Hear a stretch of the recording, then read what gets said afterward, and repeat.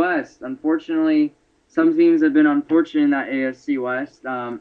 Chargers, but as I like to say, Peyton Manning is a great QB, but I think Steven pointed out the obvious with three QBs that are better than him. And Peyton Manning is shredding it up in the passing game. And right now, his Denver Broncos, and I have to give also a hats off to the defense that has really turned around. This 2 years ago, a side of the football was the most pedestrian and lethargic defense in all of football, ranked at the bottom 5 almost every year. You could always count on the Broncos defense giving up 30, 35, 40 points a game. Most notably, the last year in Jay Cutler. The reason why he was brought over to Chicago was the defense in Denver was not really set to carry this team to the playoffs. They felt like they could go with another quarterback. And obviously, then, Steven, you're bringing up the Tim Tebow discussions. That was where the Tim Tebow kind of dilemma got started. And it's almost great to have that off-the-field distraction out of there. And nothing more potent than a duo of John Elway trying to fix up Peyton Manning, who in his 15th season is trying to get his second ring as far as Lombardi trophies goes. Bringing one over to Denver would certainly make John Elway happy. I believe that Peyton Manning perhaps is the best 2 or 3 quarterbacks in the NFL, but right now, and you guys both mentioned Drew Brees, just the fact that he's brought that team all the way back with the NFL's second worst defense, certainly that has got to have some hats off, because that's a tremendous effort by Drew Brees, most notably the game against the Atlanta Falcons. Now the New Orleans Saints are on the rebound. We'll go to a quick commercial break. And speaking of the New Orleans Saints, are they set for a playoff run? They right now are 4-5 and are making some hay in that NFC South. Is the Atlanta Falcons set for a division title? They've placed the Arizona Cardinals this coming weekend. Is 8 or 9 wins not going to be enough to get into the NFC playoff picture? All this and more on NFL Tonight, where we will have predictions for week number 12. This is the NFL Tonight on Spreaker.com. We'll be back after a quick 30 at Nick Rice along with Robert Deiters and Stephen Hughes. That's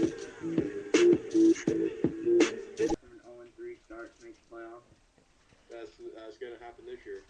NFL Tonight, November 15th, on a beautiful day in Southern California. And welcome back inside the NFL Tonight studios, affiliation with National Sports on Spreaker.com.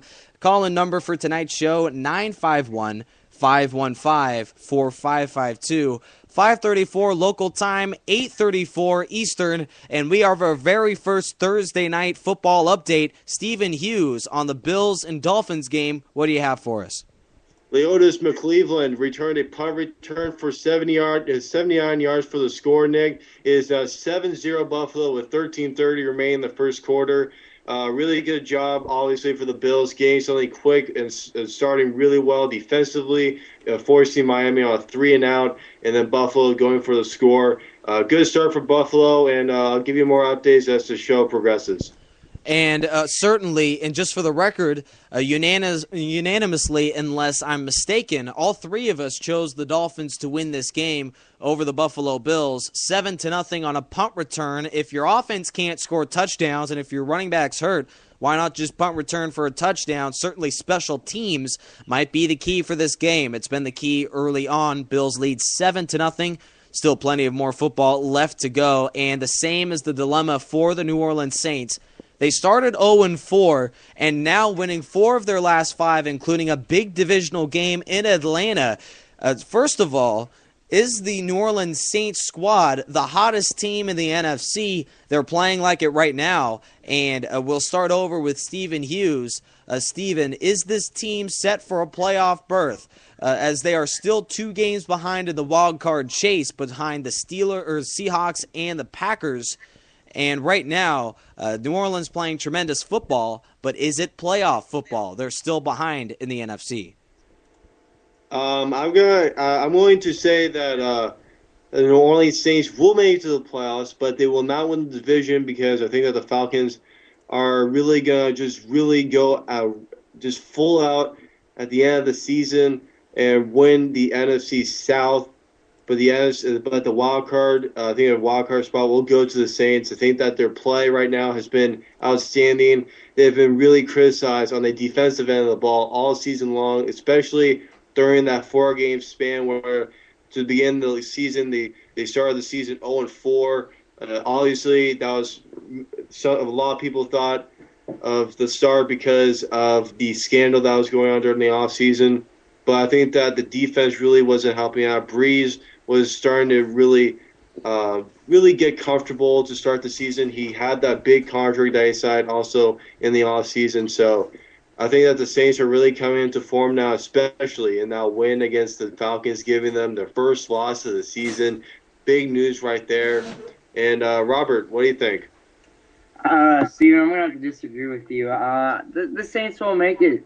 There's no team that's been 0-3 and made the playoffs.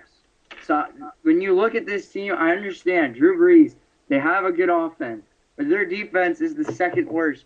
You don't want that on your team, and especially that's not going to help you win a game in the playoffs.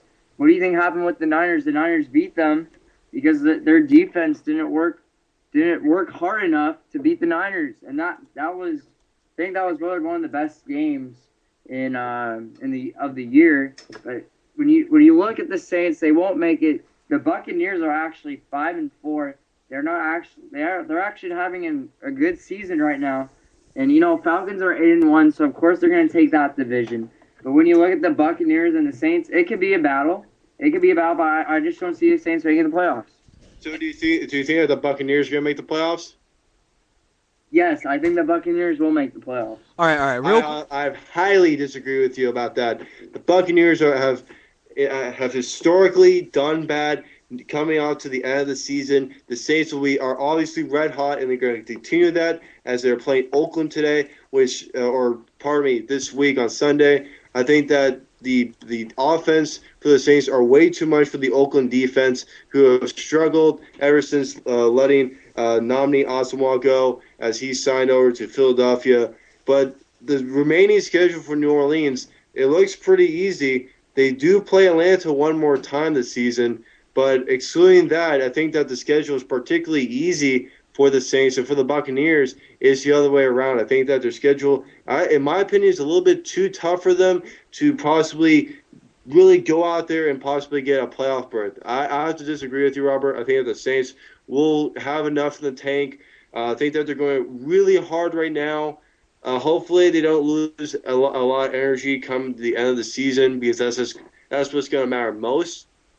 But the Saints will make the playoffs, in my opinion.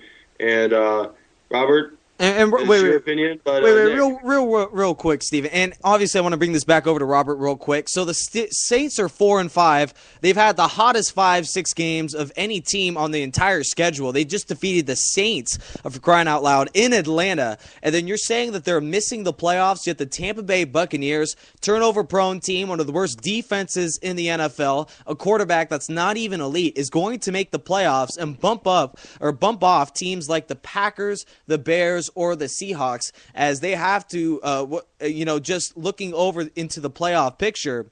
Right now, Chicago, 1-game lead over the Packers. Whoever isn't making that division crown is in the chase for the wild card spot. Right now, the Packers are in that spot, along with the Seahawks. Those teams are the wild cards right now, and the Saints and the Buccaneers seem to have their divisions set as far as other teams winning that crown. So right now, you're saying that, Robert, the Buccaneers will be able to take off either the Packers or the Seattle Seahawks and make their way to the postseason. I don't see it, but Robert, obviously, you have different opinions. You think the Green Bay Packers aren't as good as we all think.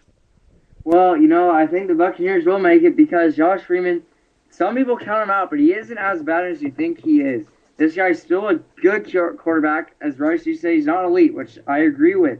But the rushing for this team, the rushing yards, okay. Doug Martin has done pretty well for this team. I think he's carrying them well. I know the Saints and the Tampa Bay Buccaneers do have easy games this coming up week for Week 11 as they're playing the Panthers, the Buccaneers, and Panthers only 2-7.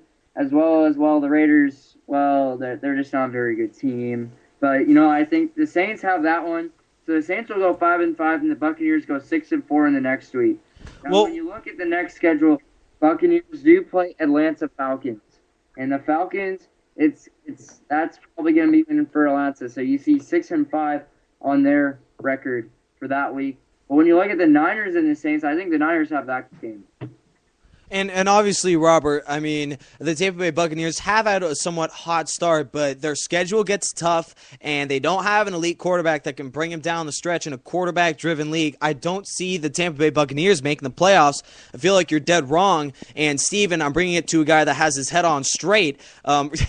Steven, if there's a team such as the Saints that can make their way into the playoffs, right now the Packers and the Seattle Seahawks are the two wildcard teams. If the Saints make their way into the postseason, because the Niners seemingly have that division won despite terrible football right now, if there's any team that's going to get bumped from the playoff picture that is set for the playoffs right now, what will that team be, and who will be able to take their place in the next few weeks? I think that you're talking about the Packers and the Seahawks, two very good ball clubs. Especially the Seahawks. I'm surprised that they've done so well to start the season.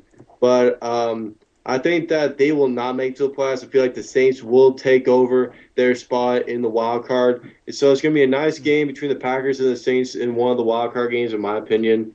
But Seahawks, I think that they'll struggle come the end of the season. Russell Wilson will have his rookie struggles, which he hasn't had in the beginning of the season, and which does linger into a rookie season at any time. So that's the concern that the Seahawks have. They are playing good football of recent time, but the Packers, I think their ball club is so much better than the Seahawks that they'll solidify themselves as a wild card winning team, or possibly if the Bears struggle without Jay Cutler as the quarterback, I think that they could possibly take over the NFC North possibly in the next 2 to 3 weeks. I believe that the Green Bay Packers, I just don't see the Seahawks missing the playoffs. Let's just go real quick to the fact that the Seahawks, let's just say it straight up right now, hypothetically, Seattle will finish the year 8-0 at home. They're just a different team at Quest Field, and they've won some big-time games on the road. They're winning the games that they have to post up perhaps 10-11 wins this year. They're 6-4 right now.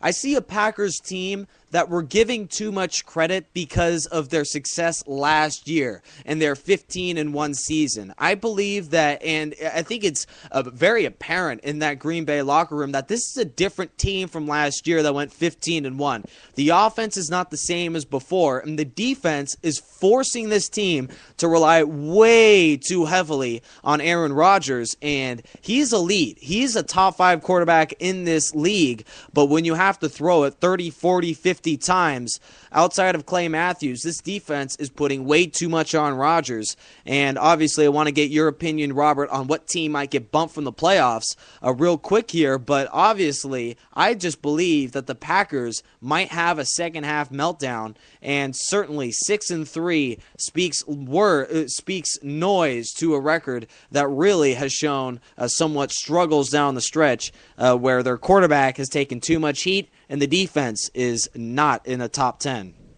I like the Seattle Seahawks with Pete Carroll. He's been a great coach so far for this team. And this guy, you can't count him out. This guy is having a good season right now with Russell Wilson being the rookie. And Russell Wilson hasn't struggled. I don't think this guy will struggle. This guy has been consistent. Maybe they won 6 games. He has a winning record ever since being the rookie QB. Some people count that out as, Andrew Luck has gone 6-3, and Andrew Luck might get this Rookie of the Year award. I'm just putting that out there, but Russell Wilson, he's a really good rookie QB, and I think the Seattle Seahawks, they won't fight back to the Niners, but this team can make the wild card. And as you said, Rice, yes, the Packers, we're putting too much emphasis on their last year's success. I totally agree with you. The Packers should not get that much credit. And obviously, reading down the Green Bay statistics right now, and they have a game back on the Chicago Bears. But this coming up game against the Lions is a lot more closer than we would obviously want to put credit on. The Packers are only 3 yards a carry on the ground. And defensively, they're in